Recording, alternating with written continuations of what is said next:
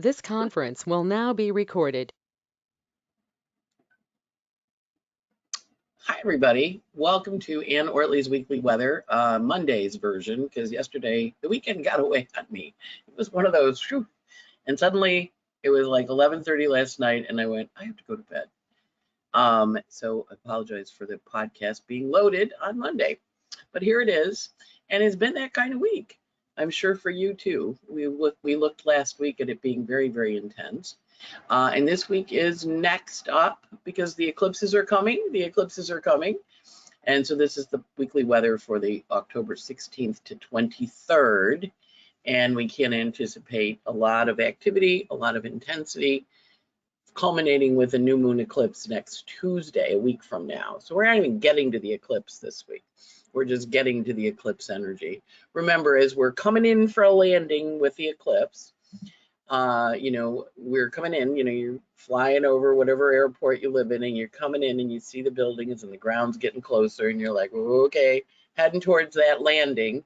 And it is a new moon eclipse, but it's fasten your seatbelt, put up your tray tables, stow and lock your stuff under your seat, and then you sit there, right? Now, my uncle was a pilot for TWA, and I remember my mother was not a happy flyer. She did not like to fly. That my father would give her Valium. She would sit there like this the whole plane ride.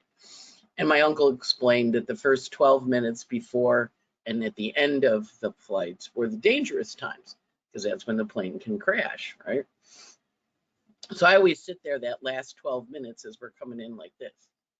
And when we're taking off, I go like this too, and I say a couple of Hail Marys. So, because the taking off, think about it, like there's 300 people, 250 people in the plane, and we're taking off. Well, we're coming in for a landing this week, and it's bumpy, and there's a thunderstorm. So get ready. Going to be a wild week. Your job, as I was talking yesterday to one of my favorite clients, Sarah, and she said, Ann, I have a new philosophy.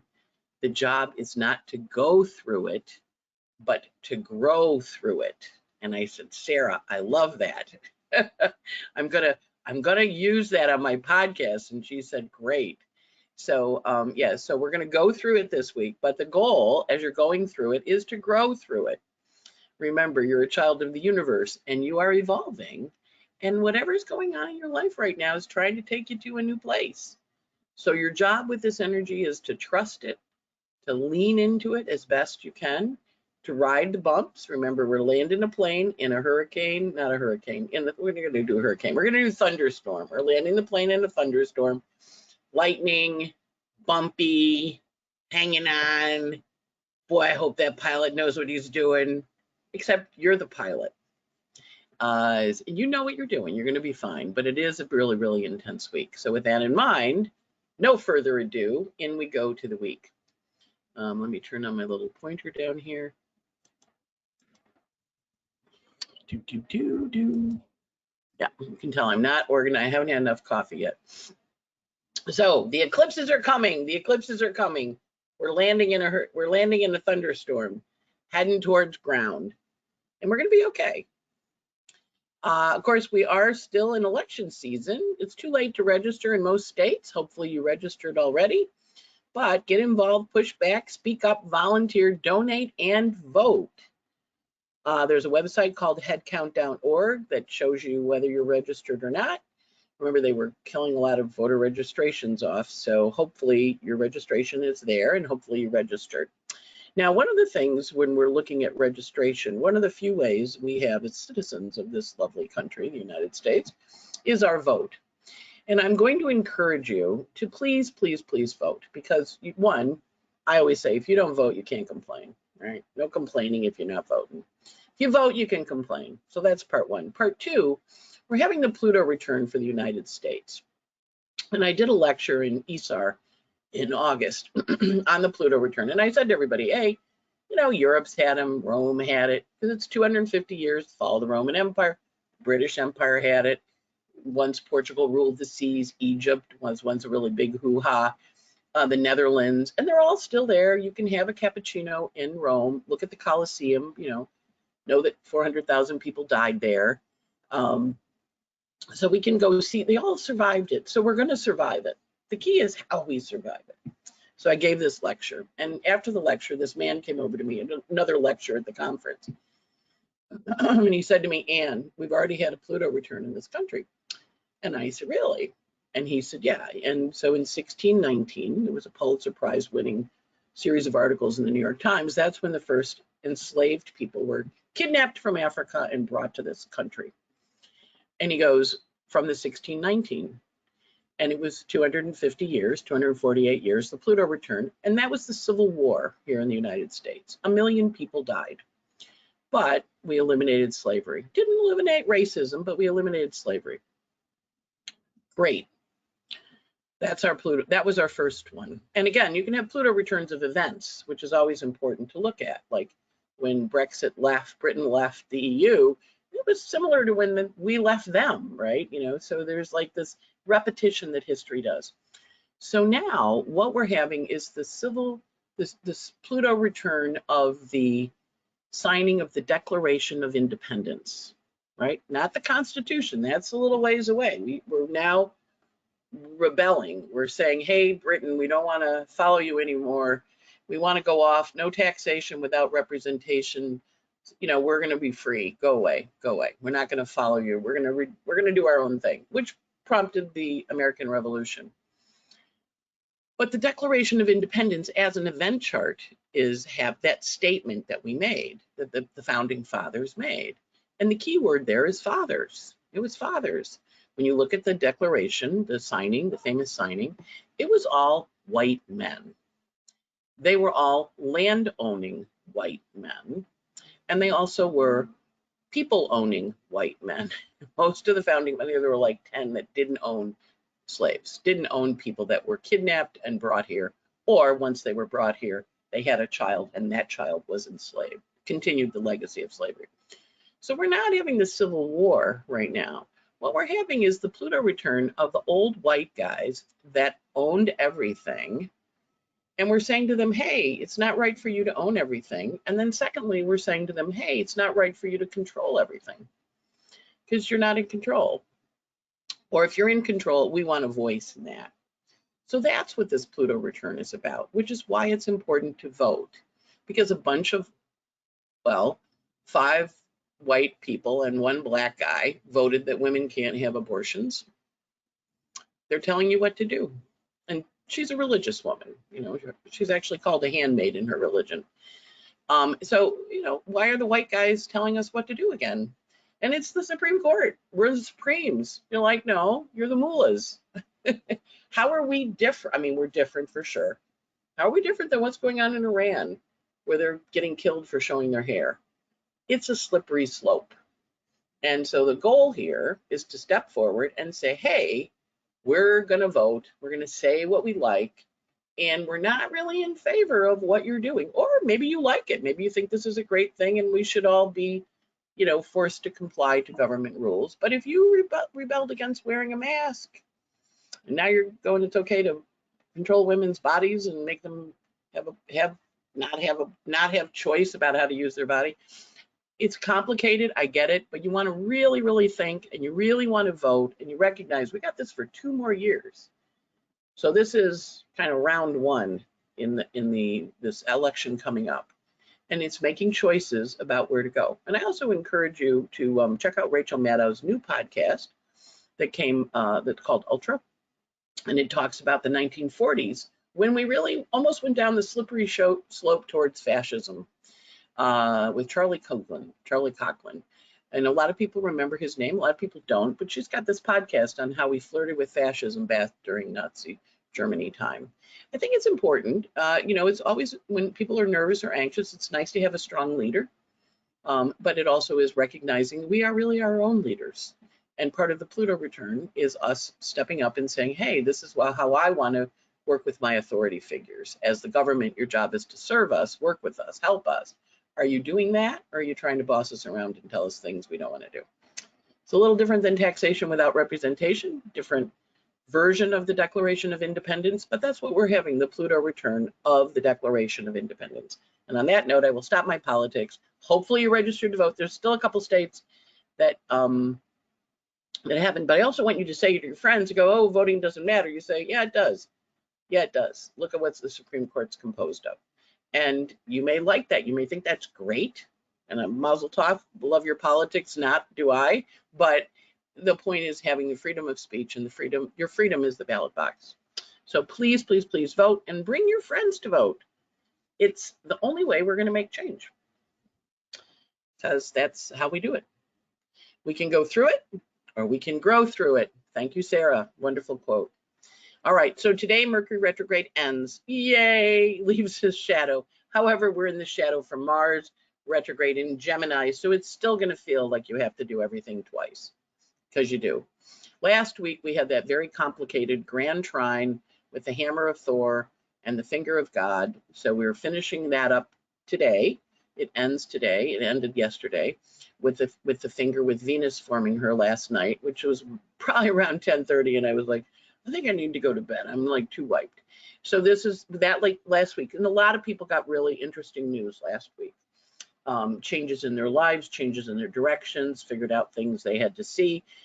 Anne had a very busy week at the Red Desk. It was definitely an intense week for many, many people. This week, even more intense, okay? Because the stuff that surfaced last week is now going to carry into this week, and how are we going to do it? How are we going to work with it? So first up is a Sun-Heiress opposition. And of course, Heiress, the goddess of discord, was found in 2005, but she's also the chart of the angry feminine. So I had dinner last night with my friend Madeline, and she wrote a thesis on Heiress for her program when she was getting her certification for the Young Institute. And we were talking about Heiress, that goddess of discord, and how she provokes, but she also invites. So Heiress square Pluto, when she was doing that 5 times, we had the Harvey Weinstein, we had the Ghislaine Maxwell, we had the Robert R. Kelly trial. So that kind of news is in the air, Heiress square Pluto. And of course, we see the riots in Iran, where, women are really mad in the street, rioting all over the country against the Pluto, against the mullahs. But in your own life, you're going to have this activate. Now, remember, Pluto just went direct. Heiress is still retrograde. They're pulling apart. But we are recognizing that that energy is very strong when the sun comes to activate it, because what he's going to do after he activates that anger, that energy, is then the sun is going to have a trine to Mars. So we see the sun trining Mars in Gemini, which is saying, I need to take some action. Now we know we had that grand trine all last week, where Mars was going along talking to Saturn, bringing us consciousness around our structures.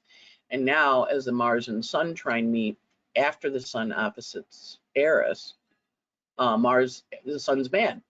And so the Sun's going to say to Mars, look, we need to make some changes here, or I want to make some changes here. Or Mars is going to come over to the Sun and say, what kind of changes do you want to make? I can go either way, but watch for that question. And that's all today, Monday. And it's complicated sky, right?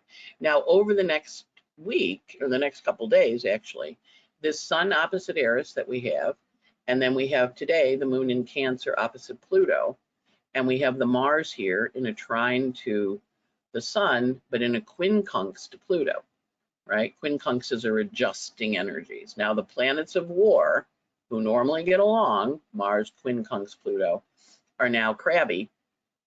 We also have the Sun quincunx Neptune, which we had last week, right? So quincunx are adjustments. They can be Virgo types, meaning they can be a health adjustment. You could have gotten health news last week. They are psychological adjustments. You got a psychological realization. You had an aha moment.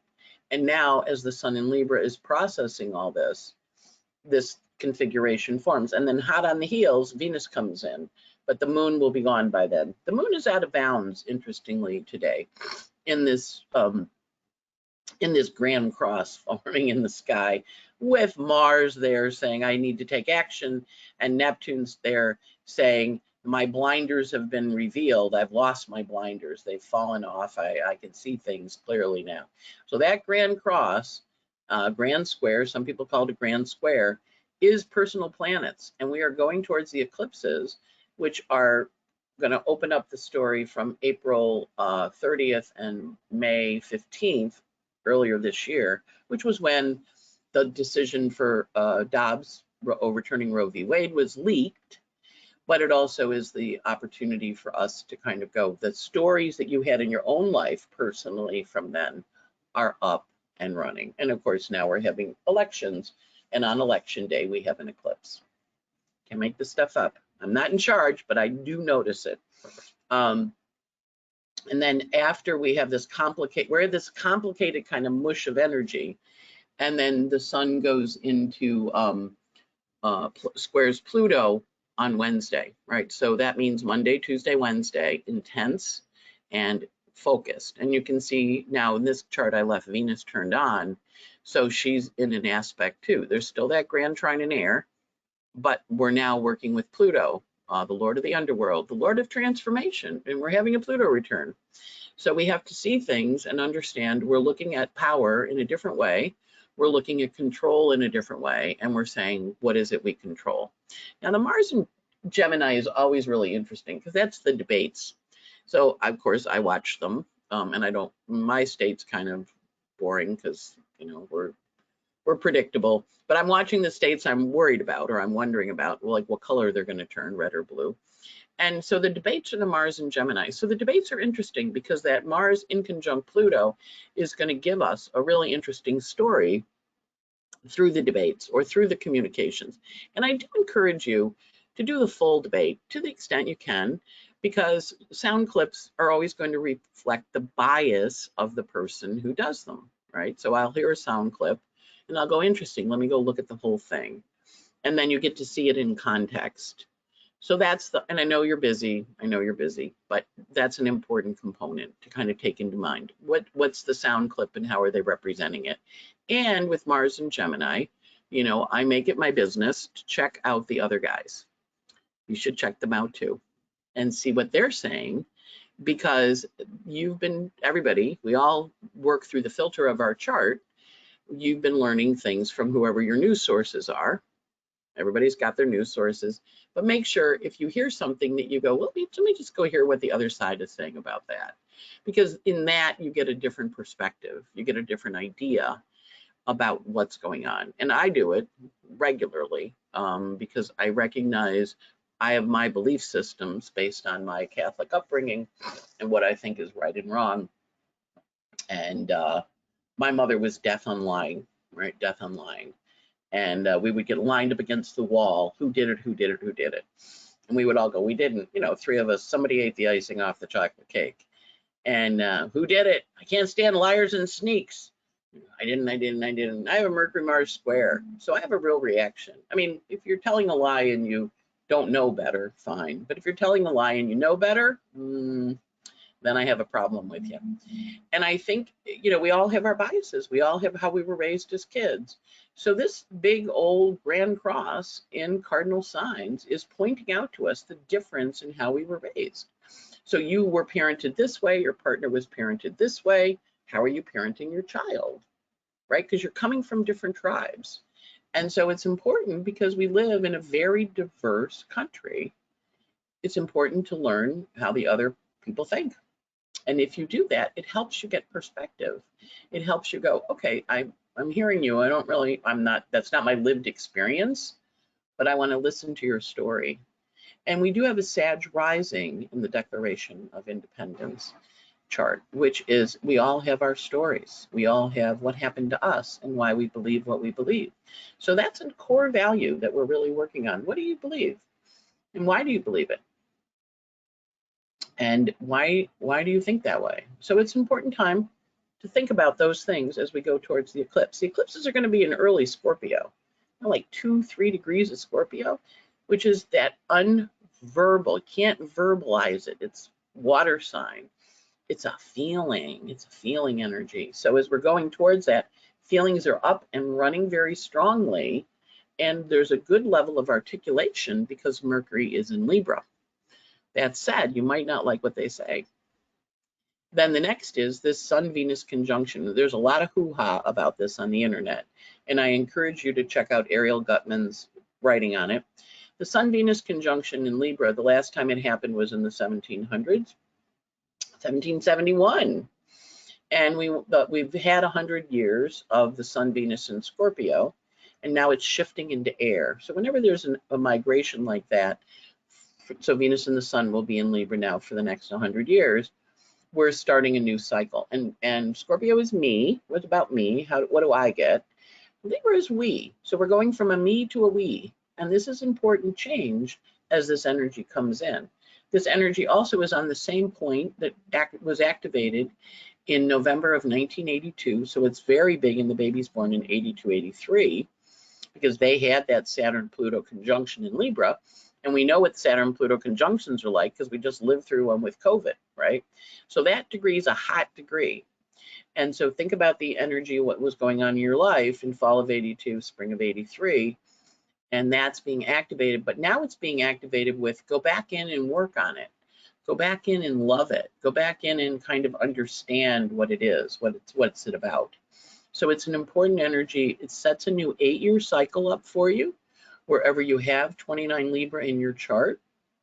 So you're going to start an 8-year beginning, connection, relation. And remember, we're working with the energy of those two guys, Venus and the Sun, just being past that Grand Cross, where they got all stimulated about what they think is right? Heiress and Pluto square. What emotionally are you involved in? What do you feel like? The nice part about it is Venus is in a rulership, so she's helping Mercury process the moon's energy, and the Sun is talking to Venus, and they're kazemi. There's a kiss between them. And as they kiss, they start a new cycle, and they help you see things in a new way. But because they're starting a new cycle in a whole new sign, they're moving from Scorpio, which is me, no offense to my Scorpio friends, to we, which is the Libras. Okay, so that's an important conjunction. Ariel has written some stuff on it, a lot of stuff on the internet, but it was interesting because it was in the 1700s, and it was we, the united people, we the people in the colonies are going to unite and form this, we have a vision of how we want to live and what we want to do. And so it's very interesting as we're facing those similar questions now. It also was classical music, Tchaikovsky, coming in that 1700s. It was the bonding, the blooming of a lot of Libran energies, the ideas of truth, justice, liberty. Remember, Venus in Libra is liberty, right? Or Venus rules justice, or Libra rules justice. It also rules thought and ideas. Right after that, Venus is going to enter Scorpio. And this makes for a very intense day on the weekend, right? Because we're going to have Venus changing. You can see here, she's entered Scorpio. Not her favorite sign, but very passionate, very intense. Interesting place for her to be during the elections. And right behind that, the Sun enters Scorpio. You can see him here, right? Which is like, okay, now I'm intense too. And we're in the fixed season, the fixed part of the season. And then right after that, we're going to have the eclipses next Tuesday. So they're going to go forward. You can see the moon here in Libra. She's coming in for a landing with the eclipses. This is a balsamic phase period. And of course, Scorpio in the northern hemisphere is when the leaves fall off the trees and we really see things clearly. So watch for big illumination this weekend on Sunday, coming up weekend. And then we have the Saturn turning direct. He's also turning direct on Sunday. And so Saturn is here. Where's my little guy? There he is. He's down at the bottom of the chart, foundations, giving us a vision.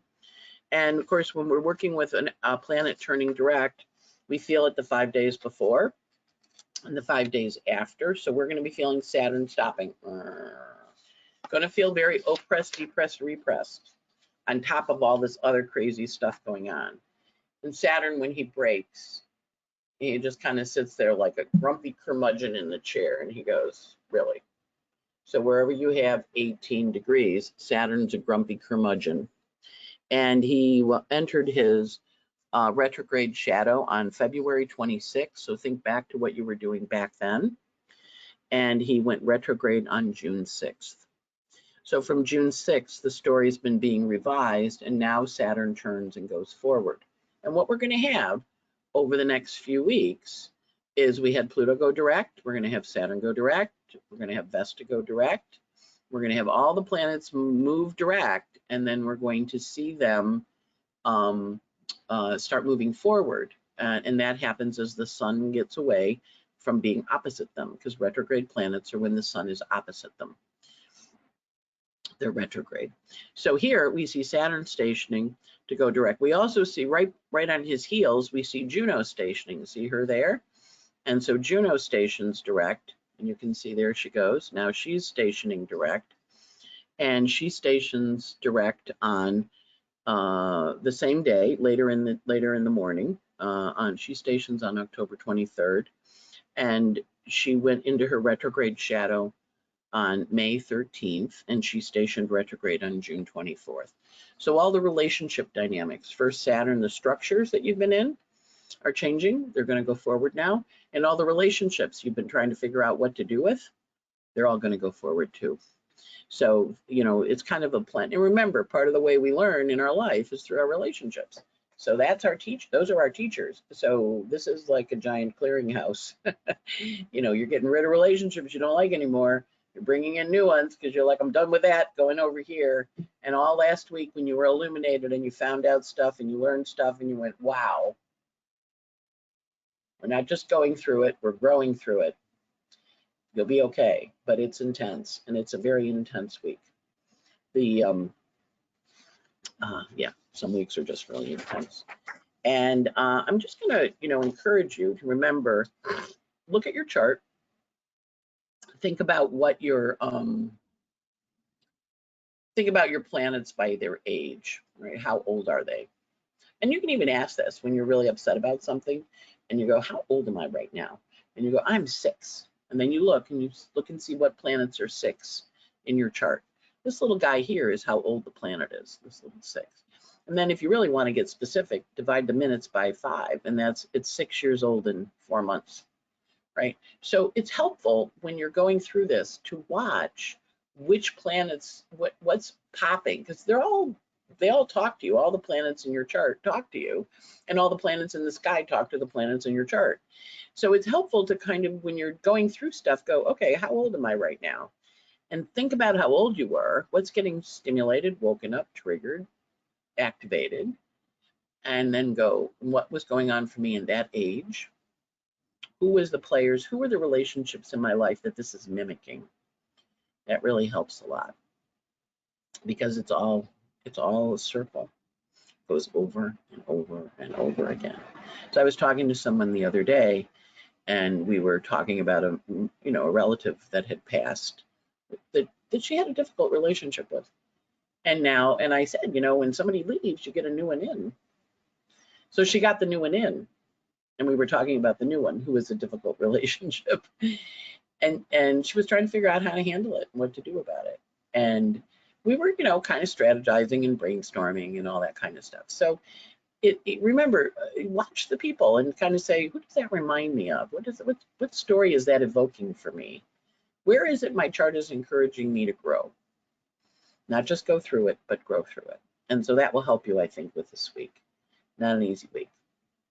I hate to bring the bad news, but, you know, got to tell you the truth, because my mother would line me up against the wall and go, I can't stand liars and sneaks. And of course, my truth can be very different from yours. Everybody has different truths. That's what makes the world go round. And dialoguing, talking about it, connecting, communicating helps. And if we understand it, you know, I have no truck with old white guys. You know, I was a guy in the last life. I think that's why I'm a girl in this life, is to I get to learn, you know, I get to hear it in a girl body, what gets said, kind of thing. I get to hear it from a girl's perspective. Remember, our perspective changes too in our lifetimes. So this is a big push to change your perspective and to get you to think about things in a different way than you had before, because nothing like an eclipse to make you see things, and nothing like all these planets pushing on each other in a giant cosmic argument to make you go, okay, I got it, I see it, I get it. And so those are the aspects for this week. This week, the sun goes from 22 Libra to 024 Scorpio. We talked about his hot aspects, the trine to Mars and the square to Pluto. He also meets up with Venus. That's a really important new 8-year cycle starting. And he's in Libra, so he wants to be nice. But remember, Libra is the iron fist and the velvet glove. Libras are nobody to fool around with. If you've ever run into a Libra, they're like tough, and they're clear. They know what they want. They know where they're going. And again, Libra is the sign of lawyers, right? And one lawyer argues this part, one lawyer argues that part. And I know at one point I was thinking about being a lawyer because my Mercury's in Libra, and I do like to argue. But I thought, but I couldn't stand it if I lost because I'm Aquarius rising and I like to win. So I was like, probably better not for me to be a lawyer, right? Because they do the compromise. And back when I had my business in computers, periodically I would have a problem with a client, and my lawyer was always like, look, you want to stay focused on this, or do you want to move on? The wonderful Lee Unterman. And I would go, he goes, you're not going to get it all. You're going to get some, but you're not going to get it all. And I'm like, all right, I'll go on. But yeah, it's understanding where do you want to stay and fight? Where are you feeling the need to leave? And both of those are valid. Both of those are part of it. And so the energy is shifting in a hard way. But we're going to be good. We're going to live through it. We're going to grow through it. Mercury, as I mentioned, left his shadow on today, the 17th. And then he is running from 7 Libra through 19 Libra, picks up speed. He does have a lot of communication stories that he's working on. And at the end of the week, he trines Saturn on the 22nd. So he delivers some information, but he's in new territories. So all your ghosts are really finished. You're not going to have any more ghosts coming back. Venus this week, she is in Libra, running from 22 Libra through into Scorpio.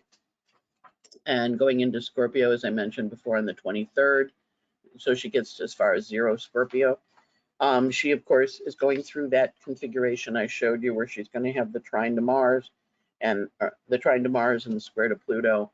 And then she also has the entry into Scorpio, which kicks a new energy up.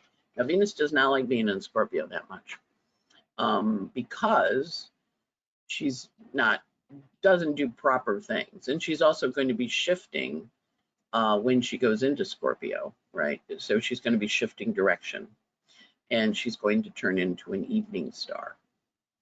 And when she shifts from a morning star, which was what she's been since the spring, she's shifting into an evening star, which makes her more genteel, more Libran-like. But of course, she's in Scorpio, so the Venus star point is in Libra at the last degree, but as she shifts into Scorpio, she turns into a morning star, intensifying her passions, and turns into an evening star. But because she's in Scorpio, it intensifies her passions, but she's refined about how she does them. Not a lot going on with Mars, except for his sextile to Heiress, which takes place on today, the 17th. We have the Saturn going direct, as I mentioned, the 5 days before, the 5 days after. So he goes direct on the 23rd. So we're going to feel the Saturn station, which does feel like, oh, I can't move, or everything takes longer. That's the other way it shows up. And then the Vesta going direct, again, Vesta went retrograde in June 24th, entered her shadow on May 13th, and Saturn went retrograde on June 6th, and he entered his shadow on February 26th. So the stories from then are coming forward, and we stopped moving forward on June 6th, and now we're moving forward. And then last, the intense days, quite a few of them this week, as you might imagine. The intense day is today, really intense. And then it's a Cancer moon. It's that grand cross forming that complicated energy that we talked about here. Complicated. That's today. And the sirens are ringing just to emphasize my point. So very complicated day, very intense day is Monday the 17th. The moon is in Virgo, it goes void today, the moon's in Cancer, it goes, and it's out of bounds, moon's out of bounds. It goes void today at 4:56 with the opposition to Pluto. And then the moon goes into Leo tonight, 12:45 a.m. on the 18th, Tuesday the 18th. It's in Leo the 18th and 19th, which are relatively kind days. And it goes void at 6:35 a.m. on Thursday the 20th. And the moon goes void with a sextile to the sun. But while the moon is in Leo, we have another intense day on the 19th, because that's the day the sun opposes Pluto. On the 18th, there's a cooperation energy between Venus and the Mars. You know, the Sun trines Mars, Venus trines Mars. So there's a cooperation day there. But another intense day is the 20th, but that's intense in a way to get things done, a lot of getting things done. So the moon goes void on Thursday at 6:35 a.m. with a sextile, and then it enters Virgo at 12:25 p.m. on the 20th. And so that afternoon, we get a lot accomplished, and we get a lot accomplished because moon's in Virgo. So the moon's in Virgo on the 20th, the 21st, and then it goes void on Saturday, the 22nd, and it goes void at 2:17 p.m. with a trine to Pluto. Another intense day on the 22nd, because the moon is intense, plus the moon's void from 2:17 to 9:24 p.m. And then it goes into Libra. The 23rd is very intense because we have the Saturn station, we have the Venus entering Scorpio, we have the Sun entering Scorpio. So the weekend, Saturday, Sunday, intense. And then we go into that new moon eclipse next week on Tuesday in Scorpio at 2 degrees. So intense, intense, intense. And you get a little respite from the intensity on Tuesday the 18th, but basically, and Friday the 21st is not that intense either. So it's an intense week. And we're going towards the eclipses, and we're in a release phase. So things are leaving, letting go, saying hasta la vista. I'm out of here. I'm ready to go in a new direction. January 23rd, 22nd, to the 28th, cruise on Odyssey of the Sea. We also, a couple of stars, sign up. You get the daily podcast where I go through the day and go, okay, this is what's happening. And I send you all the aspects for the day. So you can go, okay, this is what, okay, and, you know, you watch the story evolve in your email. You get an email and you hear the podcast and then you go, you can also sign up for Twitter because the aspects in the Patreon are the same aspects we load up into Twitter. And then if you missed the iAstrologer in Tucson, you can buy it online. And we really did a great job. We did it in Tucson live. We did it online last weekend, but you can also purchase it. And then the Pluto return of the United States, which we're going to be talking about a bit more as we go into the eclipse season. And then the Jupiter-Neptune conjunction. Right now it's very active because that 23 degrees of Neptune, which we had here in the complicated day, at 23-degree Neptune, that's the same degree that conjunction was on back in April. So it's a lot about your dreams for the next 13 years too. Although there's all this stuff going around, so you're like, I don't have time to worry about my dreams, and I'm like, I know, but it'll get better. It'll get better. We're growing through it as we go through it. So that's hopefully helpful. I do apologize for this being late, but you know, that Venus quincunx Neptune last night, I was like, I gotta go to bed. You may find you're extra exhausted too. It's just an exhausting energy. And you do really double down, triple down, quadruple down on your self-care. Remember, everybody's having these aspects that you're having, everybody. So they're all feeling it too. And so the world's a little cranky crabby this week. And actually, it's very cranky crabby this week. But we're right where we're supposed to be. So pay attention, figure it out. You're going to be okay. And on that note, I'm going to load this podcast up. Wish you a wonderful week. The eclipses are coming. The eclipses are coming. And off we go. Take care.